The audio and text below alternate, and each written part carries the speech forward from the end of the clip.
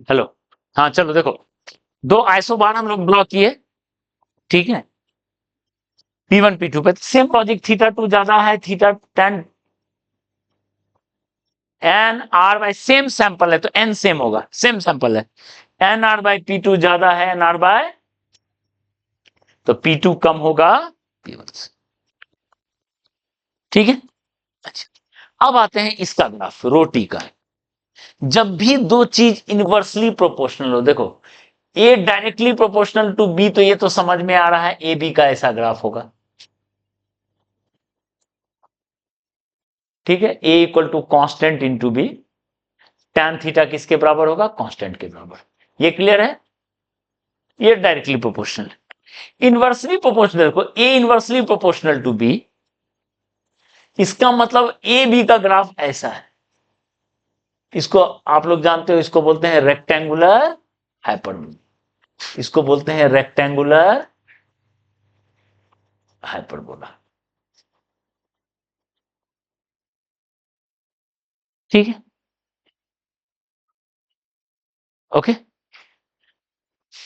मतलब एक बढ़ रहा है तो दूसरा घट रहा है, इसमें डायरेक्टली में मान लो ए डबल हुआ तो बी भी डबल हो गया, ए हाफ हुआ तो बी भी हाफ हो गया। यहां उल्टा कहानी है, यहां ए डबल हुआ तो बी हाफ हो गया, अब बी ए हाफ हो गया तो बी डबल हो गया। क्लियर है, डायरेक्टली इनवर्सली, ओके। और एक पॉइंट क्या देखो,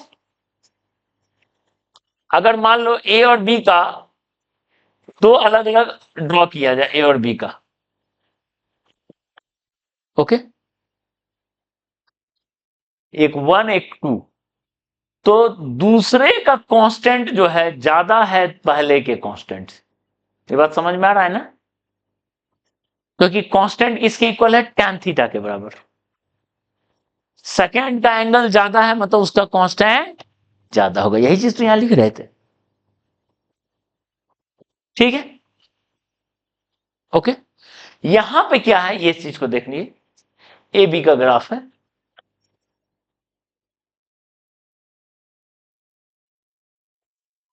ठीक है, कांस्टेंट वन कांस्टेंट टू, जो ऊपर है उसका कांस्टेंट ज्यादा होगा,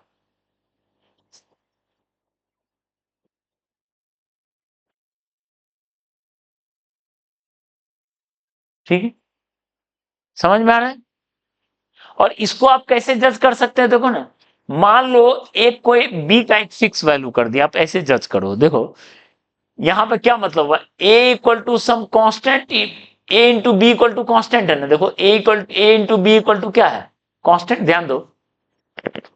अब बी का एक वैल्यू फिक्स कर दो, बी का वैल्यू फिक्स कर दो, तो जब ए का वैल्यू ज्यादा होगा तो कांस्टेंट ज्यादा होगा, ए का वैल्यू कम होगा तो कांस्टेंट कम होगा, तो देखो ए का वैल्यू ये ज्यादा है इसमें ज्यादा है, यानी ये कांस्टेंट ज्यादा है, ए का वैल्यू यहां कम है तो वो कांस्टेंट क्या है, कम,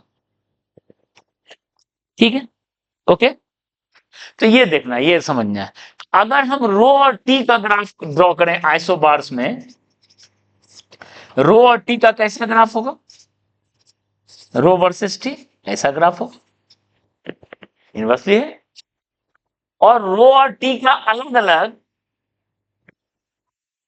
प्रेशर पे ड्रॉ करें, देखो रो और टी का अलग अलग प्रेशर पर ड्रॉ करें, इसको भी आइसोबार बोलेंगे, इसको भी आइसोबार्स बोलेंगे, आइसोबैरिक प्रोसेस के ग्राफ को क्या बोलते हैं, आइसोबार बोलते हैं, ठीक है।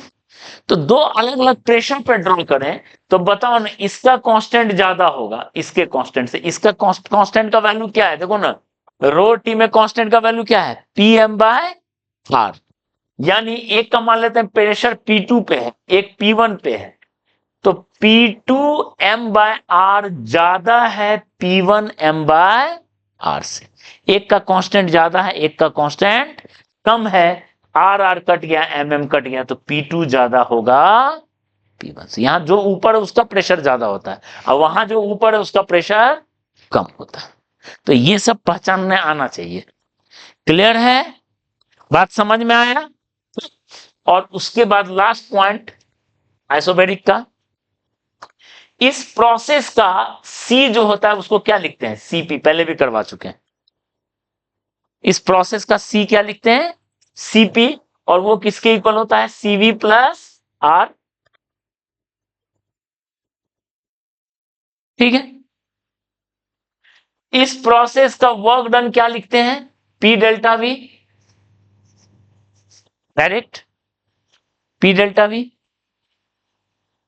इस प्रोसेस का क्यू प्रोसेस क्या लिखते हैं? N CP delta T, direct लिख देते हैं N CP delta T, C process CP के बराबर। और डेल्टा यू तो आप समझ ही रहे हो क्या होता है? एन सीवी डेल्टा टी, हर प्रोसेस का है ये तो हर प्रोसेस का है। इस प्रोसेस का ये, इस प्रोसेस का ये। ठीक है, ओके। और ratio of work done by process by Q process बताए थे ना, किसके इक्वल आया था? 1 minus CV by C process. 1 minus CV by इस प्रोसेस का क्या है बताओ? सीपी।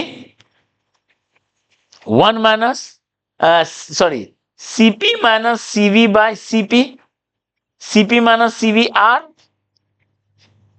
और CP equal to CV plus are.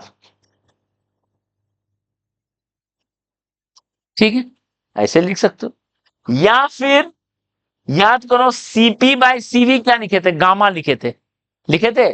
तो सीवी बाय सीपी क्या होगा? 1 बाय गामा। तो 1 माइनस सीवी बाय सीपी हो गया 1 by gamma, gamma minus 1 by gamma. ये भी लिखते हैं रेशियो, ये भी लिखते हैं रेशियो। इस प्रोसेस में वर्क और हीट का रेशियो, वर्क और हीट का रेशियो ये है। ठीक है, समझ में आया? आइसोबेरिक, आइसोकोरिक पहले बताएं। ठीक है, अब दोनों को मर्ज करके एक साइकिल बनाता हूं। ठीक है।